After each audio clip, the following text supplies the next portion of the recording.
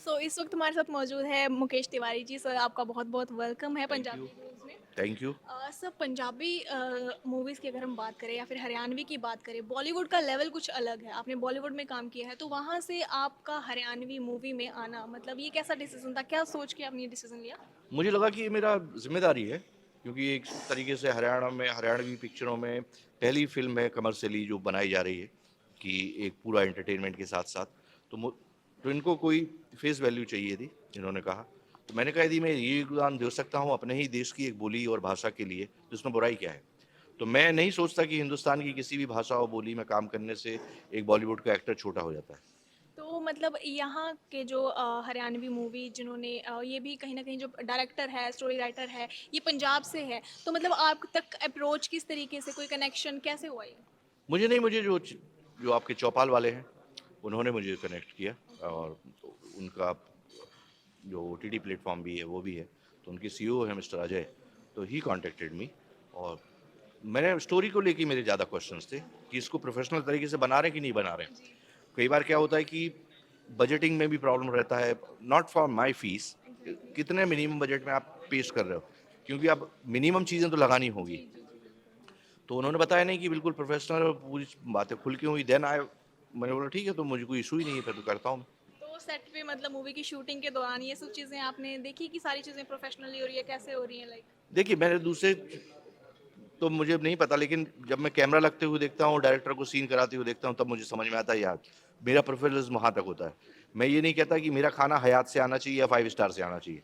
जो सेट के लोग खा रहे हैं वही बनेगा मेरे लिए, वो प्रोफेशनल उससे मेरी डिमांड नहीं है। मेरी डिमांड वो रहती है कि आप सीन को प्रोफेशनली कर रहे हो कि नहीं कर रहे हो। जी। क्योंकि हमारी एक्टिंग ही पहुँचना है लोगों तक। क्या खा के किया है, ये नहीं पता लगना दरअसल। Exactly, exactly. और आपको तो मतलब गोलमाल के टाइम से सब जानते हैं। तो अब मैं आपसे ये पूछना चाहूँगी कि लाइक आपकी जो मूवीज़ रहती हैं, वो बॉलीवुड मूवीज़ रहती हैं, तो हरियाणवी में हरियाणवी बोलना कितना टफ़ रहा है आपके लिए? बहुत टफ रहा है, बिकॉज़ कि एडॉप्ट करने में टाइम लगता है। यदि मैं चंडीगढ़ में रहता होता या मैं हिसार में या रोहतक में रहता होता, तो सुन-सुन के आपको आ आज जाता आ है कहीं जाता न है। कहीं। लेकिन एकदम आप बॉम्बे से फ्लाई करके आते हो और नेक्स्ट और डे शूटिंग हरियाणवी हरियाणा में कर रहे हो, हरियाणवी में करना है। तो पहले दिन लंच टाइम तक बड़ी तकलीफ गई। फिर मैंने उसको याद किया, रट्टा मारा और फिर धीरे-धीरे, धीरे-धीरे अपने को एक्टर्स हैं, गुलज़ार है, दूसरे वो एक्टर हैं, आशीष है रोहतक का थिएटर एक्टर, उन सब से मैं बगल में पूछता रहता था, इसको तुम बोलोगे तो कैसे बोलोगे? हुँ, हुँ, तो हुँ। धीरे-धीरे, धीरे-धीरे वो लहज़ा आया। तो मतलब वो जो हरियाणवी डायलॉग्स है, वो पूरे हरियाणवी में बोले गए हैं और हाँ, वैसे ही हाँ। लगेंगे। देखो, हरियाणवी मतलब कोई ऐसी भाषा के तौर पे नहीं ले सकते आप कि उसकी लिपि अलग है। एग्ज़ैक्टली। हरियाणवी है तो हिंदी की ही एक बोली, लेकिन वो जो एक्सेंट उसका है हरियाणवी, एक्सेंट है, वो बहुत ही टफ बहुत है। टफ है वो। वो उसको लाने के लिए बेटर है कि आप उसकी ज़्यादा से ज़्यादा एक्टिंग ना करें। उसको आप सिंपलिस्टिक रट्टा तरीके से बोल दो। रट्टा मारो और बोलो। हाँ, बोलो। उसको बहुत ही ज़्यादा वैसे करने की कोशिश करोगे आप, तो बहुत ही ओढ़ा हुआ लगेगा। वो उलझ जाएँगे खुद हाँ। ही। जी। तो सेट के दौरान जैसे आपकी बहुत सारी मूवीज़ रह चुकी हैं और इसमें जो स्टार कास्ट है उनकी दोनों की ही मेरे ख़्याल से डेब्यूट फ़िल्म है, ये पहली है चाहे हरियाणवी है। तो मतलब आपका जो एक्सपीरियंस था, कहीं न कहीं उन्होंने बहुत सारी चीज़ें आपसे गेन करी होंगी, तो वो जो आपस का तालमेल था वो आपका कैसा रहा उनके साथ? मेरा बहुत अच्छा तालमेल था, क्योंकि मैं एक चीज़ सिद्धांत मानता हूँ और वो मैं अपने काम का बोझा लेके नहीं चलता हूँ। कि मैंने पहले भी कहा कि मैं इतना मान लो इतनी फ़िल्में करी हैं, तो उसका बोझ मैं गुलज़ार के सर पे नहीं रख दूँगा, क्योंकि उसकी क्या गलती है? वो मैंने मैंने किया हुआ है। बल्कि ये होना चाहिए कि यदि मेरे पास एक्सपीरियंस है, तो उस एक्सपीरियंस का उसको फ़ायदा मिलना चाहिए। एग्ज़ैक्टली। और एक्टिंग में सबसे पहली शर्त ये होती है कि आपका को-एक्टर आपके साथ सहज हो जाए। जैसे यदि आप प्रश्न पूछ रही हैं और मैं अपने आप को कि ये क्या पूछ रही हैं आप, ऐसे करने लगूँ, तो आपके प्रश्न फिर नहीं निकल पाएँगे। जी। तो वो सामंजस्य है, वो एक-दूसरे से मिलके ही चीज़ें बनती हैं। तो इसमें जैसे कि मूवी में डायरेक्टर भी पंजाबी है या फिर हरियाणवी से इस यहाँ से रिलेटेड है। आपने इससे पहले किसी पंजाबी मूवी में काम किया है? बहुत सालों पहले किया था, लेकिन किया सरदार था, लेकिन बोला उसमें हमने हिंदी था। और जब पूरी-पूरी इंडस्ट्री रिवाइव हो रही थी हुँ, हुँ। 2007 में 2007 में, तब हमने एक हवाएँ करके पिक्चर की थी। ओके। अमितोज मान जी उसके डायरेक्टर थे और बब्बू मान जी भी थे। ओके, तो बब्बू मान जी के साथ भी आपने पहली शायद। फ़िल्म थी बब्बू मान की वो। ओहो!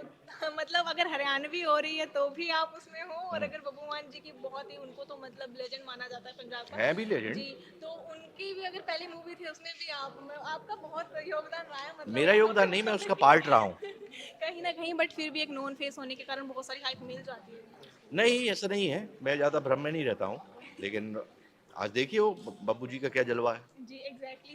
तो आप मूवी के बारे में 2 लाइनें क्या कहना चाहेंगे? निश्चित कैसी तौर पे मूवी मैं है? ये कहना चाहूँगा कि स्टोरी लाइन तो अभी बता नहीं सकता। जी, जी। लेकिन ये कहना चाहता हूँ कि जैसे मैंने पहले कहा कि एक पहली कमर्शियल फ़िल्म आने वाली है हरियाणवी लैंग्वेज में, जिसको पूरे प्रोफ़ेशनल तरीके से बनाया गया है। कहानी बहुत अच्छी है, बाँधने वाली है और ऐसा नहीं है कि किसी आलीशान महल में रहने वाले व्यक्ति की कहानी है।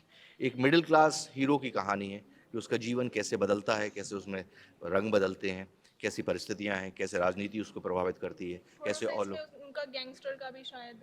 वो अभी दर्शकों को निश्चित करने दीजिए कि वो कहाँ से कहाँ पहुँचते हैं वो और वो 14 तारीख को तो भेद खुल ही जाएगा। तो ये डीजे वाले बाबू 2 भी शायद मे बी आएगी, ऐसा कुछ? निश्चित तौर पे आज आपके सामने निर्माता ने कह दिया है और वे खुश हैं इस बात से। बखूबी हम उसमें भी आपको देखना चाहेंगे। अब देखिए कि मैं उसमें रह पाता हूँ, नहीं रह पाता हूँ। पहली पिक्चर में तो बच जाऊँ।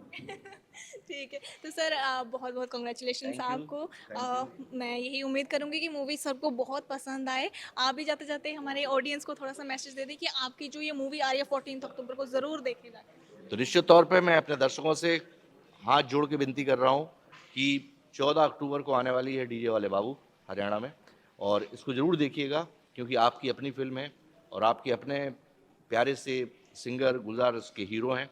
तो जितने अच्छे वे गायक हैं, उतने ही अच्छे वे अभिनेता भी हैं। तो वे आपको निराश नहीं करेंगे। तो उनकी यात्रा को आपने यहाँ तक पहुँचाया है, तो उस यात्रा को और आगे तक पहुँचाइए, यही गुज़ारिश।